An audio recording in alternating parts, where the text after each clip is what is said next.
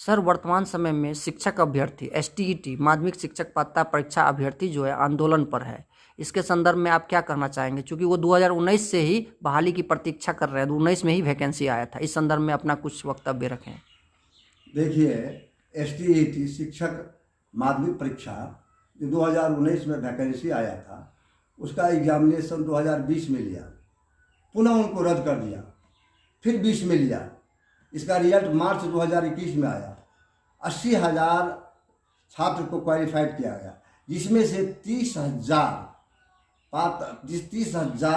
Merit list बनाया, जबकि 37,000 विद्यार्थी खाली था, 37,000 शिक्षक स्कूल में खाली था और मेरिट बनाया 30,000 का।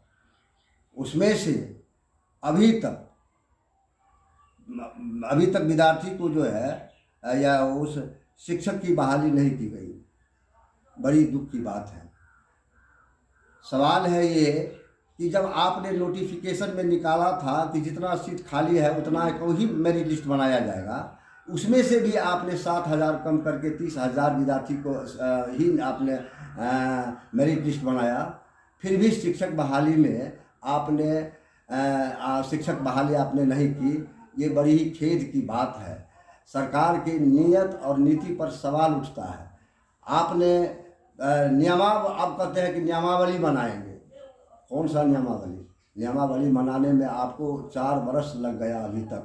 अभी तक नियमावली नहीं बना सके, जबकि भारत के संविधान को बनाने में 2 वर्ष 11 महीना 18 दिन लगा था। अब कब तक आप नियमावली बनाएंगे? लड़के सबका भविष्य के साथ से सरकार खिलवाड़ कर रही है। लड़का सब सड़क पर उतारू है आंदोलन करने के लिए। अब 13 तारीख आज से वह लोग आंदोलन पर उतर जाएंगे, जबकि तेजस्वी यादव ने कहा था कि सरकार बनते ही 10 लाख नौकरी को पहली कैबिनेट में मंजूरी दी जाएगी। लेकिन आज ये समस्या है, सरकार के सवाल उठता है नीयत और नीति पर कि ये क्या करना चाहती है। जो एक शिक्षा सुदृढ़ व्यवस्था करने की उम्मीद किरण जगी थी कि हम अच्छे शिक्षक को लाएंगे, तो लोगों को आम आवाम को लगा था कि नहीं, अब ये सरकार जो है अच्छे शिक्षक बहाली करके शिक्षा में सुधार करेगी। लेकिन फिर वही ढाक के 3 बात, फिर वही बात, और अब मेरिट नॉन मेरिट को लड़ा रहा है। ये बहुत ही दुखद घटना है। अब मैं ये बात अब जा कर के मैं हर जगह बोलूँगा, और जो भी इसके पदाधिकारी है या जो भी इनके मंत्री है उनके पास भी मैं रखूँगा कि इन लड़कों को, मेरिट वाले को कम से कम पहले बहाली किया जाए। इसके बाद आप जो क्वालिफाइड लड़का है उनको भी बहाली किया जाए। लेकिन यदि आपकी नीयत साफ होगी, यदि ऐसा आप नहीं करते हैं तो बहुत बड़ा आंदोलन शुरू करेगा, और इसका परिणाम आपको मिला है कुंडली विधानसभा से। पूरे बिहार में आपको इसका परिणाम भुगतना पड़ेगा। निश्चित रूप से सर, वर्तमान समय में 2019 से ही जो लड़के एसटीईटी का वैकेंसी था, फॉर्म भरा, नोटिफिकेशन निकाला गया, लेकिन अभी तक नोटिफिकेशन को भी सरकार नहीं मान रही है और कह रही है कि मेरिट नॉन मेरिट बराबर हो गया है, और दोनों को लड़ा रहा है पिछले 3-4 सालों से, और बहाली करने का नाम नहीं ले रही है।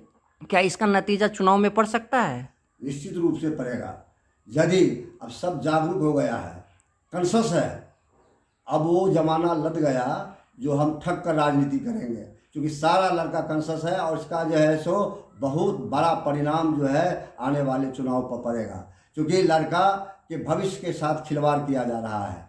और वह लड़का जो अपने गरीबी से उठ करके जो है सो नौकरी की चाहत में थी, और उनको नौकरी देकर मुंह में से आहार आपने छीन लिया है, इसका परिणाम आपको आने वाले चुनाव में बहुत ही बुरा पड़ेगा। यह निश्चित रूप से मैं कह रहा हूं, और यह आवाज़ मैं हमरे जैसे सारे लोग उठाएंगे, और जा करके ऐसे जो भी कॉन्शस लोग हैं इस आवाज़ को जो है सो बुलंद करेंगे कि ये सरकार की नीयत और नीति बिल्कुल साफ नहीं है। यह नौकरी देने के मूड में नहीं है सरकार।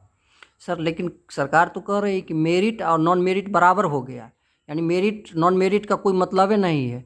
तो क्या नॉन मेरिट से समाज के लोग पढ़ना चाहेंगे? नॉन मेरिट टीचर से भी पढ़ना चाहेंगे। सबसे पहले तो जो मेरिट वाले टीचर है, जो जिसको बहाली करने के लिए आपने जो है नियम क्या कहते हैं नोटिफिकेशन में आपने ऐसा कहा था, तो फिर उसको बहाली कीजिए। इसके बाद जो है नॉन मेरिट टीचर को जो है उसको भी बहाली कीजिए, और दोनों को बहाली कीजिए। दोनों को लड़ा क्यों रहे हैं आप? यानी पहला मौका मेरिट वाले को मिलना चाहिए। निश्चित रूप से पहला मौका तो मेरिट वाले को ही मिलना चाहिए। जैसा आपने नियमावली में भी आपकी बात कर रहे हैं, या नोटिफिकेशन में भी आपने बात की थी कि जो है पहले मेरिट वाले लड़का को जो है सो मिलना चाहिए, इसके बाद जो है सो नॉन मेरिट वाले को भी अवसर मिलना चाहिए।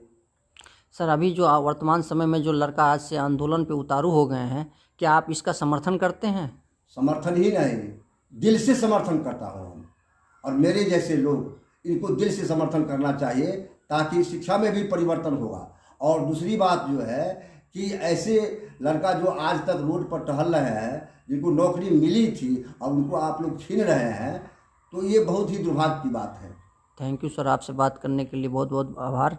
और आप तमाम श्रोता से आग्रह है कि इस चैनल को लाइक एंड सब्सक्राइब करें। Thank you.